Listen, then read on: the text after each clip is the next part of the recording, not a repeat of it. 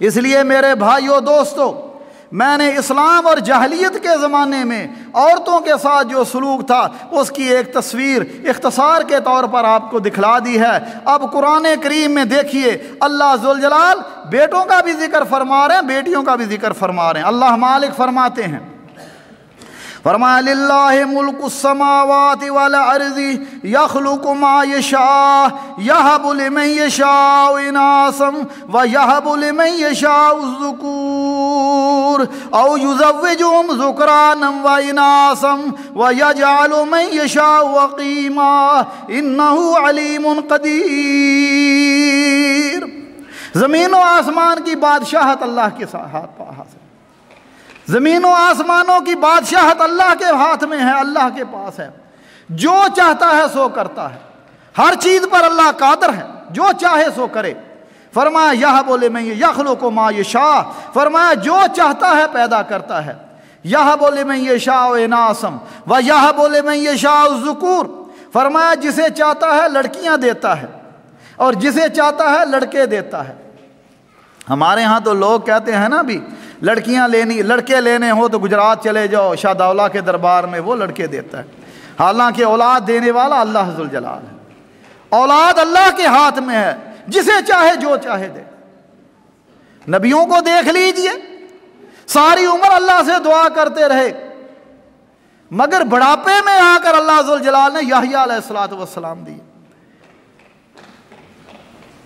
اور جسے چاہے اللہ نہ دے، وہ مالک کی مرضی ہے۔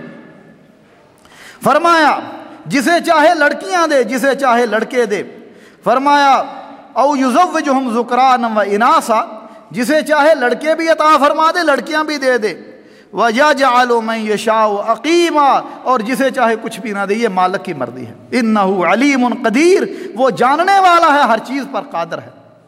حافظ ابن قیم رحمۃ اللہ علیہ فرماتے ہیں کہ اس آیت میں اللہ ذوالجلال نے پہلے لڑکیوں کا ذکر کیا، یہب لمن یشاء اناثا، لڑکیوں کا ذکر کیا لوگوں کو بتلانے کے لیے کہ تم لڑکی کو حقیر سمجھتے ہو، لڑکے کو کی پیدائش پر خوش ہو جاتے ہو، لڑکیوں کی پیدائش پر تمہارے چہرے لٹک جاتے ہیں، تم لڑکی کو حقیر سمجھتے ہو، لیکن میرے نزدیک لڑکی کا ذکر کرنا مقدم ہے۔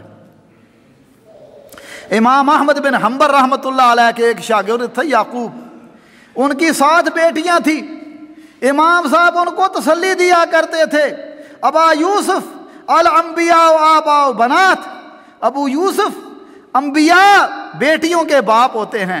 دیکھیے شعیب علیہ السلام، ان کی بیٹیاں تھیں، اور رسول اللہ صلی اللہ علیہ وسلم کی بیٹیاں۔ بیٹے بچپن میں فوت ہو گئے، جوان ہوئی تو بیٹیاں ہی۔ اسی طرح قرآن کریم میں ایک اور مقام پر اللہ مالک فرماتے ہیں، فرمایا المال والبنون زینۃ الحیات الدنیا والباقیات الصالحات خیر عند ربک ثوابا وخیر عملا۔ فرمایا مال اور بیٹے یہ دنیا کی زینت ہے، والباقیات الصالحات، اور باقی رہنے والی نیکیاں جو ہیں، خیر عند ربک ثوابا، وہ ثواب اور امید کے لحاظ سے اللہ کے نزدیک بہت بہتر ہیں۔ امام قرطبی رحمۃ اللہ علیہ فرماتے ہیں انسان بیٹوں کے ساتھ اچھا سلوک کرتا ہے، لیکن نیک اور صالح بیٹیاں جو ہیں وہ والدین کے لیے ثوابا و خیر عملا، ثواب اور امید کے لحاظ سے بہتر ہیں۔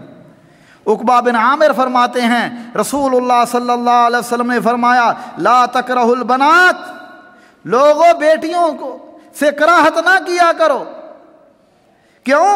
فإنہن المونسات الغالیات، فرمایا یہ بہت ہی قیمتی ہیں اور والدین کے ساتھ محبت کرنے والی ہیں۔ معاشرے میں دیکھا ہے جب لڑکے بھاگ جاتے ہیں بیٹیاں ہی والدین کو سنبھالا دیتی ہیں۔ فرمایا یہ بڑی قیمتی ہیں، والدین کے ساتھ محبت کرنے والی ہیں۔ اس لیے محمد بن سلمان رحمۃ اللہ علیہ فرماتے تھے البنون نعمہ والبنات حسنات، لوگوں بیٹے جو ہیں وہ اللہ کی نعمت ہیں اور بیٹیاں نیکی ہیں۔ بیٹے اللہ کی نعمت ہیں اور بیٹیاں نیکیاں ہیں۔ فرماتے ہیں واللہ یحاسب علی النعم، اللہ ذوالجلال نعمتوں کا حساب لے گا، ویجازی علی الحسنات، اور نیکیاں کرنے پر اللہ ذوالجلال اجر و ثواب عطا فرمائے گا۔ بیٹوں کے بارے میں تمہیں ثواب ہو پوچھا جائے گا، اور فرمایا بیٹیاں نیکیاں ہیں، ان کی تربیت کرو گے اللہ تمہیں اجر و ثواب عطا فرمائے گا۔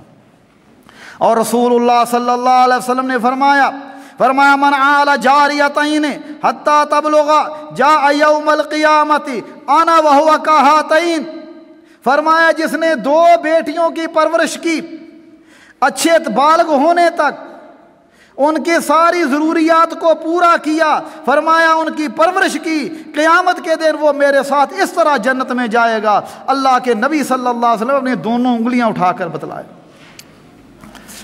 اماں جی عائشہ صدیقہ رضی اللہ تعالی عنہا فرماتی ہیں ایک عورت میرے پاس آئی، اس کے ساتھ 2 بیٹیاں تھیں، اس نے سوال کیا، میرے پاس سوائے گھر میں 1 کھجور کے اور کچھ نہیں تھی۔